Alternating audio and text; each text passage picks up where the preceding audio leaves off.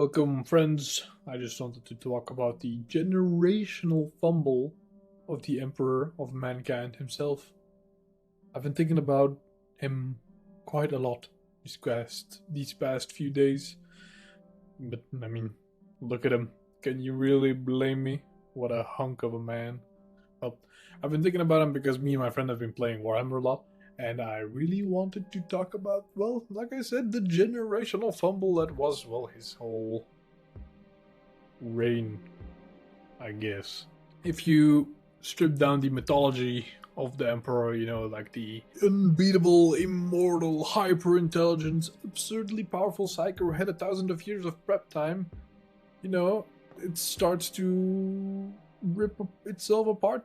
The Emperor didn't only just fail in the end, he just lost the trajectory of everything he was trying to do. Like, full-on career derailment.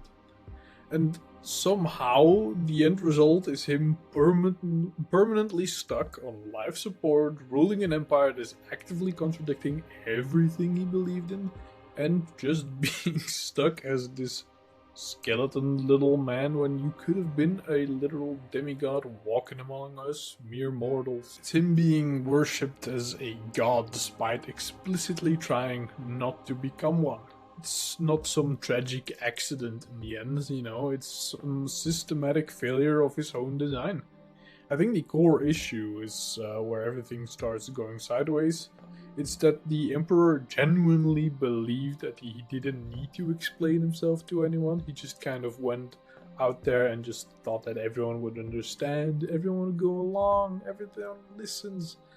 It's sad to see that he had all this time to interact with humanity and didn't even consider at one time that differing opinions exist, different interpretations exist. He wasn't malicious. Well, he didn't intend to be malicious, but because he was convinced that knowing better was enough, he just saw himself as less of a leader and, more of a manager of humanity's future. Giving out raises here, denying PTO there, you know the drill. Decisions were made at the top, information was filtered downwards, and emotional context was treated like a little bit of a liability. No one needs those little pesky feelings after all. But raises his own red flags. But then we get to the Primarch project, which in hindsight was a little bit of a self-sabotage from the Emperor on the chair, It's one of the more questionable things he did, creating a demigod level being, give them personalities, emotions, pride, ambition, and then just sort of refuse to engage with them as people. Just kind of let them be men. They're given responsibility, but without the understanding. They're given loyalty, but without transparency. And, well, approval that just kind of feels conditional. They just wanted daddy's love. They just wanted his love. That's all they wanted. But you can see it everywhere. How Horus and the Heresy unfolds. So many conflicts don't start with just chaos whispering in someone's ears. They start with the resentment, the confusion, the feeling of being sidelined by the man that you worshipped. Horus didn't fall because he's some weak little child. He fell because, well, he's trusted with everything except with the truth. And when finally someone, shows him an offering, an explanation of some kind, even if it's a corrupt one, it's not shocking that he listens to it, in my opinion.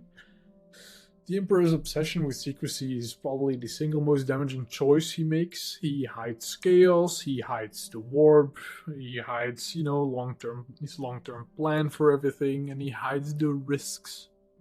The logic seems to be that ignorance will keep people safe, but in practice it just guarantees that when corruption happens, nobody knows what to do. Everyone just kind of looks at it and thinks like, oh, this is kind of neat. Hey, that's pretty good. It's like refusing to teach someone about a disease because you're a fatal panic, and then acting surprised when an outbreak wipes out half the population. By the time the Horus Heresy kicks off, the Emperor hasn't just lost control of the situation, he's just lost the plot. He wanted a rational, secular imperium built on reasoning, built on reason, nice. Built on reason and unity. When he, what he gets instead is just a collapsing authoritarian state held by superstition, violence, and religious worship centered on himself. Everything he opposed becomes the foundation of them. And the worst part about all this is, from a writing perspective, this absolutely works incredibly well. The Emperor is not defeated by some great villain. He's outdone by his own certainty, and he believes that the future can be engineered cleanly, properly, without people reacting, please do what you're told kind of way, and that the chaos can be contained and controlled and silenced. But Warhammer is sort of a setting that fundamentally rejects the idea of control, in my opinion. Power without communication rots, authority without trust fractures, and when you treat people like components in the system, they'll eventually break the system in ways that you can't even predict. I mean, every DM from D&D knows it out there. If you force a party to do something that they don't want to do, you're going to break your game. And the Emperor kind of wanted to do the same thing. So when people talk about the fall of the Emperor like it's some unavoidable cosmic tragedy, I don't fully believe that. A lot of it was preventable. Well, not easy to prevent. He should have just, loved his sons. But it was preventable. Different choices, more transparency, actual emotional engagement with the people carrying his vision might have helped a little bit.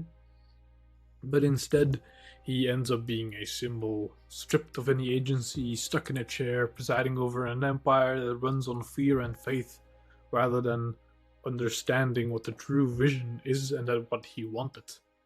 It's not losing a war, it's losing a control of your entire life's work. Which, generational fumble. But that's sort of what I wanted to talk about. I mentioned in the beginning that I have been playing Warhammer with my friends, and I wanted to ask, what are you playing right now? I'm playing the Tyrants, which might be influencing my bias towards the Emperor stuck in the chair. But yeah, Custodes players out there, you're valid too, I suppose. You're just helping a man who clearly didn't like you all that much. But hey, you do you. Anyway, thanks for watching, thanks for listening, and I'll see you in the next one.